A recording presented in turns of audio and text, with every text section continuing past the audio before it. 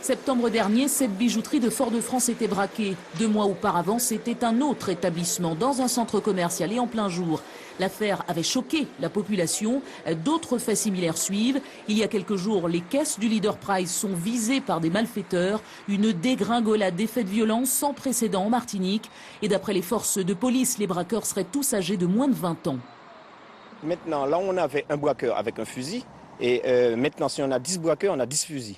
Et donc, automatiquement, la violence monte d'un cran. Je ne veux pas affoler la population, mais n'empêche, ces faits existent et que ce sont nos enfants. Donc, vous n'allez pas me dire que votre enfant rentre à la maison avec un fusil à pompe et puis vous le laissez faire. Les centres commerciaux semblent être plus souvent visés aujourd'hui, comme ce braquage dans une bijouterie, oui encore une, en pleine zone marchande. Pour autant, des Martiniquais rencontrés ce matin ne ressentent pas ce sentiment d'insécurité. Je ne vis pas avec ça au quotidien. Disons que je prends quand même quelques précautions pour éviter ça. J'ai fait les frais d'un cambriolage déjà. Après, j'entends dans les centres commerciaux. Donc, effectivement, oui, je pense que les gens n'ont plus peur de rien. Ces derniers temps, on parle beaucoup de bijoux, on parle beaucoup d'or, du prix de l'or. Bon, les braqueurs évoluent avec leur temps. C'est l'or qui marche ces temps-ci, donc ils sont sur l'or.